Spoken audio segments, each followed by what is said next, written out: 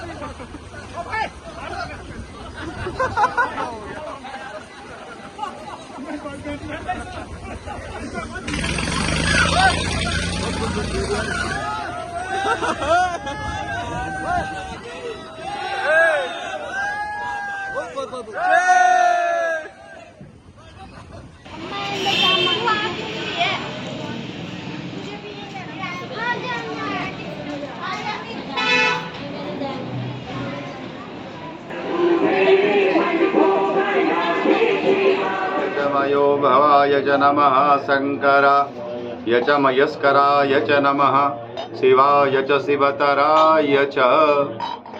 आज प्राचीन शिव मंदिर बाड़वाला में भगवान शिव की शिवरात्रि के इस पावन पर्व पर आज रात्रि 2 बजे से ही भक्त यहाँ पर आ रहे हैं और जलाभिषेक कर रहे हैं और साथ ही भगवान का विशेष पूजन भी कर रहे हैं। भगवान शंकर का जो रूप है वह बड़ा सहज है, बड़ा सरल है और भगवान अपने जीवन से हमें ये प्रेरणा देते हैं कि हमें जीवन में क्या करना चाहिए। जैसे भगवान ने समस्त चराचर की रक्षा के लिए अपने कंठ में हलाहल विष को पी करके रोक लिया था, उससे सारे संसार की रक्षा हुई थी। तो भोलेनाथ का जो भाव है, जो उनका स्वभाव है, वो शीघ्र ही अपने भक्तों की अनुकंपा को दूर करते हैं और उन्होंने संसार की समस्त जितनी भी नकारात्मक वस्तुएं हैं उनको अपने शरीर में धारण किया हुआ है। जैसे भगवान ने सर्पों की माला, जो कि उग्रता और तमोगुण का प्रतीक है, और भगवान भोलेनाथ शमशान की भस्म लगाते हैं, वो वैराग्य का प्रतीक है। भगवान का जो डमरू है, भगवान उसका नाद करते हैं, वो ब्रह्मनाद का प्रतीक है। भगवान भोलेनाथ अपने मस्तिष्क में चंद्रमा को धारण करते हैं, वो शीतलता का प्रतीक है।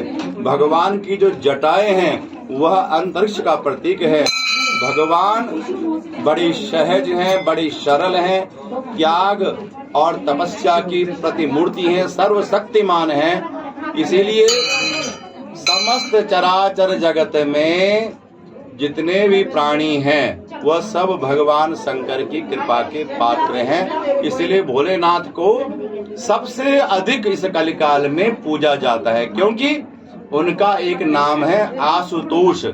आशुतोष का अर्थ है शीघ्र प्रसन्न होने वाले। और बाड़वाला प्राचीन मंदिर में जैसे कि सैकड़ों वर्षों से लोग पूजा करते हुए यहाँ पर आ रहे हैं, तो भगवान उनकी मनोकामना को शीघ्र ही पूर्ण कर देते हैं। इसलिए यहाँ पर इस मंदिर में भगवान साक्षात आशुतोष रूप में विराजमान है और माँ भगवती प्रकृति रूप में है। और इसलिए भगवान को अर्धनारीश्वर कहा गया, क्योंकि भगवान क्या है, वो ब्रह्मांड का कारक, भगवती प्रकृति का कारक है, और ब्रह्मांड और प्रकृति दोनों समस्त अखिल ब्रह्मांड की रक्षा करती है, उनका पालन करती है। और सभी शिव भक्ता जो है भगवान का क्षण मात्र दर्शन पा करके अपने को कृतकृत, अपने को धन्य महसूस कर रहे हैं कि आज भोलेनाथ का जो दिन है, जो दिवस है, उनके क्षण मात्र दर्शन करने से उनके जीवन के जो तिमिर हैं, जो अंधकार हैं, जो विकार हैं, वो समस्त ऐसे नष्ट हो रहे हैं जैसे कि रुई का ढेर कुछ क्षण में ही जो है भस्म हो जाता है, और भोलेनाथ की कृपा प्राप्त हो रही है। ये हमारे भोलेनाथ का एक इनका जो है चरित्र है, इनका जो है स्वभाव का जीवन दर्शन है।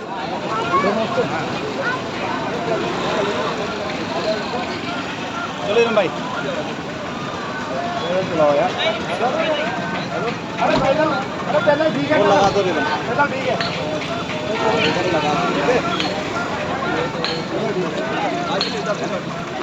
वासियों को, क्षेत्रवासियों को, प्रदेशवासियों को और पूरे विश्व के लोगों को महाशिवरात्रि के इस पावन पवित्र अवसर पर बहुत बहुत बधाई, बहुत बहुत शुभकामनाएं।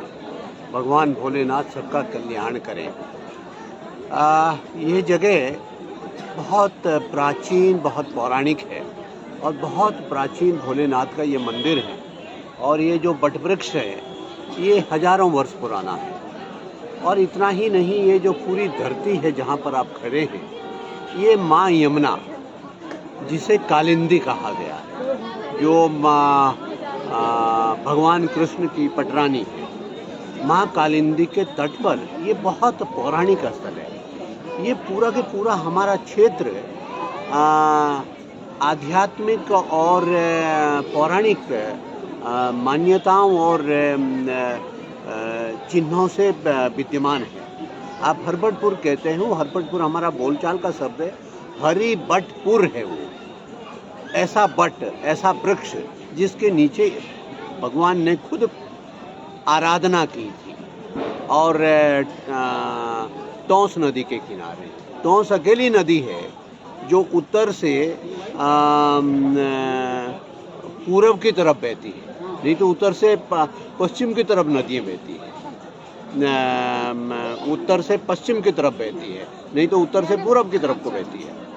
उस तरीके से जब आकाए जाते हैं तो यहीं बगल में हमारे पास जगत ग्राम, जिसे आप बाड़वाला कहते हैं, वहाँ अश्वमेघ स्थल है। तो बाकायदा मेरे कहने से नहीं है, ASI की प्रोटेक्टेड साइट है। फिर आप आगे जाते हैं, फिर यहाँ पर माँ का हथियारी में मंदिर है, जहाँ मान्यता है कि भीमसेन ने अपनी तलवार से चट्टान को काट दिया। माँ का वहाँ मंदिर है। वहाँ से फिर आप जाके हथियारी जहाँ पर वनवास काल में पांडवों ने अपने हथियारों को छुपा करके रखा। फिर देवी थला है, माँ देवी का मंदिर है। उससे आप आगे जाते हैं तो गोथान है, जहाँ पे राजा विराट के गायें रखी जाती थी, जहाँ पे पांडवों ने उनकी सेवा वगैरह की। उसके बाद गढ़ विराट है। ये तमाम के तमाम पूरा हमारा सनातन मान्यताओं का एक केंद्र है। और मैं युवा पीढ़ी से भी इस बात के लिए ज़रूर कहूँगा कि इस बारे में अपना अध्ययन और शोध भी करना चाहिए। ये जगह हमारे वैदिक कालखंड में यमुना जनपद के नाम से प्रसिद्ध है, यमुना जनपद।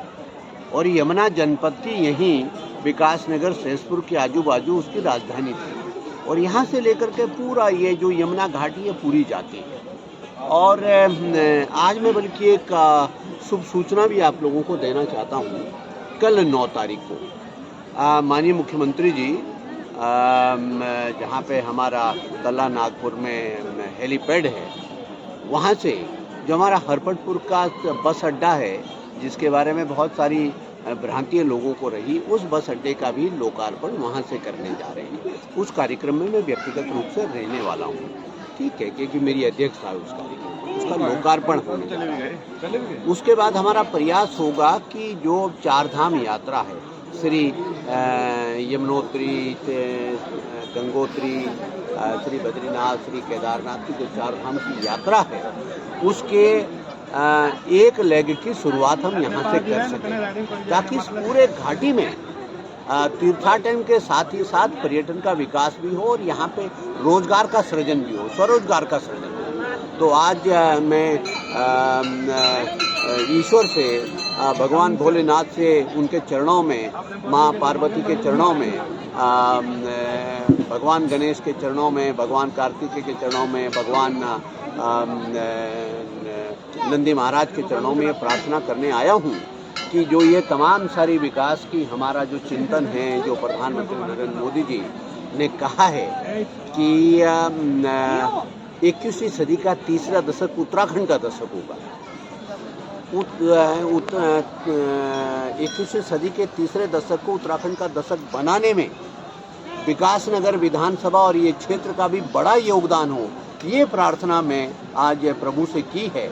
और हमें आशा है कि भगवान का आशीर्वाद हमें मिलेगा और हम निश्चित रूप से इस क्षेत्र के चहुमुखी तरक्की की तरफ आगे बढ़ाने का काम करेंगे। आध्यात्मिक विकास भी होगा और रोजगार का सृजन भी होगा और इस क्षेत्र को हम विकास की दृष्टि से और तरक्की की दृष्टि से और अपनी मान्यताओं की दृष्टि से, साथ ही साथ हमें अपने मान्यताओं का संरक्षण भी करना है।